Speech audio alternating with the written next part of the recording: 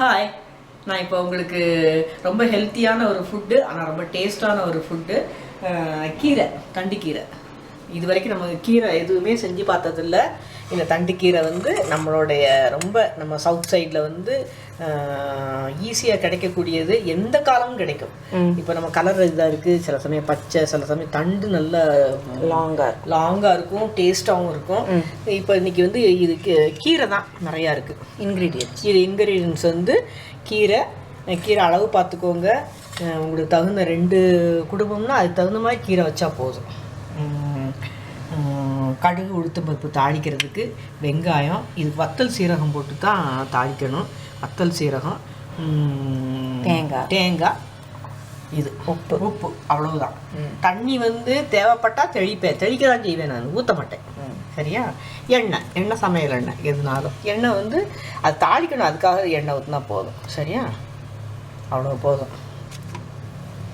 அதில் வச்சுக்கோ. சட்டி சூடு ஆயிடுச்சு. இதை முதல்ல கடுகு போட்டுட்டு அப்புறம் சீரகம் போட்டு தான் உளுத்தம்பருப்பு போடும்.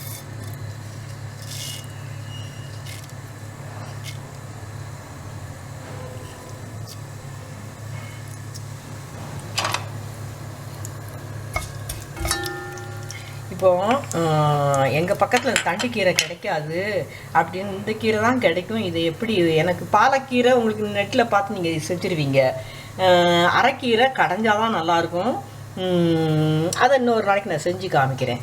மற்றபடி இப்போது உங்களுக்கு மணத்தக்காளி கீரை கிடைக்கிது, இந்த மாதிரி கடுகு மஸ்டர்டு கீரை கிடைக்கிது. அதை எப்படி வைக்கிறது தெரியாது அப்படின்னா சிம்பிள். எந்த கீரை, இப்போ அரைக்கீரையுமே ஆகட்டும், பாலக்கீரையுமே ஆகட்டும், வெங்காயம் போட்டு வத்தல் சீரகம் போட்டு தாளித்து தேங்காய் பூ போட்டு செஞ்சோம்னா அதுதான் பேஸ். நல்லாயிருக்கும். எல்லா கீரையுமே நல்லாயிருக்கும். கீரைக்கு வந்து ரொம்ப நேரம் குக் பண்ணணும் அப்படிங்கிறது கிடையாது. அகத்திக்கீரையுமே வத்தல் சீரகம் போட்டு, இதுக்கு அகத்திக்கீரைக்கும் முருங்கைக்கீரைக்கும் ஒரு சொலவடை சொல்லுவாங்க. அகத்திக்கீரை வேகாமல் கெடுக்கும், முருங்கைக்கீரை வெந்து கெடுக்கும் அப்படிம்பாங்க. முருங்கைக்கீரையை ரொம்ப வேக விடக்கூடாதுங்கிறது அர்த்தம்.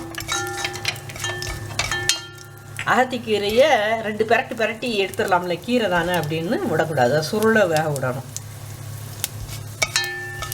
சீரகம் வாசம் வருதுல்ல, இந்த நேரம் இதையும் போட்டுருவோம். வத்தலை போட்டாச்சு. வத்தல் கொஞ்சம் வாசம் வரட்டும். அதுக்குள்ள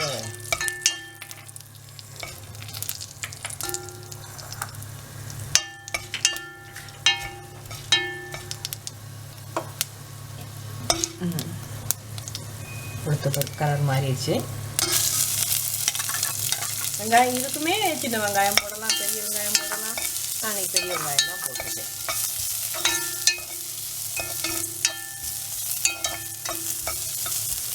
இந்த வத்தல் வாசனை, வத்தல் வாசனை, சீரக வாசனை, இந்த ரெண்டுன்னா அந்த கீரையினுடைய ஹைலைட். ஆமாம், கீரையினுடைய அந்த இயல்பான கீரைக்கு உண்டான வாசத்தை வந்து மாற்றி சாப்பிட்றதுக்கு உண்டான இதை தூண்டும். இதை இப்போ சிம்மில் வச்சுருவோம். சிம்மில் வச்சுட்டு போடுவோம். கீரைக்கு தண்ணி விடும். இன்னைக்கு கொஞ்சம் இலை நிறையா இருக்கிறதுனால கொஞ்சம் தண்ணி தெளிச்சிடுவோம். தண்டு நல்ல இலசாக இருந்துச்சுன்னா நல்லா சீக்கிரம் தண்ணி விட்டு சுருண்டு நம்ம அந்நேரம் 1 ட்ராப் எண்ணெய் விட்டா கூட அது நல்லா அழகாக இதாயிரும். இன்னைக்கு வந்து தண்டு ரொம்ப இல்லை, அதனால கொஞ்சம் தண்ணி தெளிச்சுக்கிடுவோம்.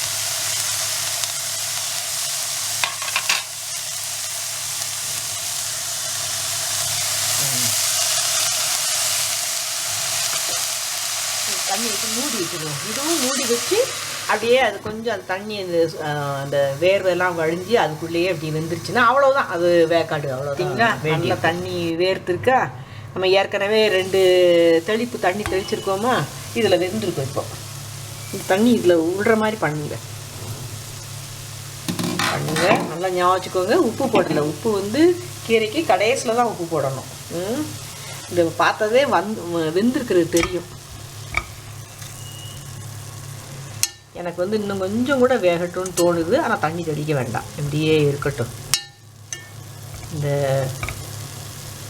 சிவப்பு கலரு கீரை வந்து பார்க்குறதுக்கே நம்ம இந்த பக்கத்தில் சிவப்பு கீரை கிடைக்காது, ரொம்ப பச்சைக்கீரை தான் கிடைக்கும்.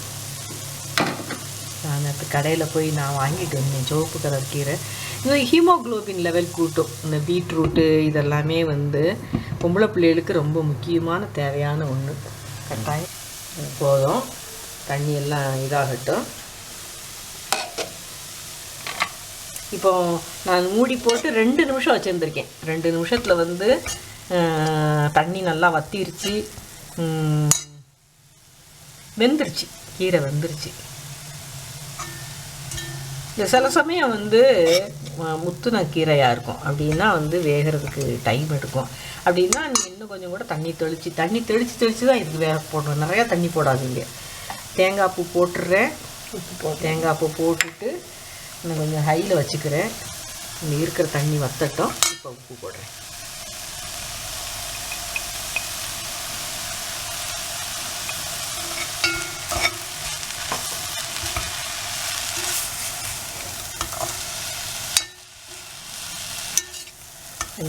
இந்த கீரை அது என்னது மணத்தக்காளி கீரை, மஸ்டர்டு கீரை, அது எல்லாமே இலையை கட் பண்ணிவிட்டு பொடியாக இது வந்து இதே மாதிரி அகத்திக்கீரை, முருங்கைக்கீரை,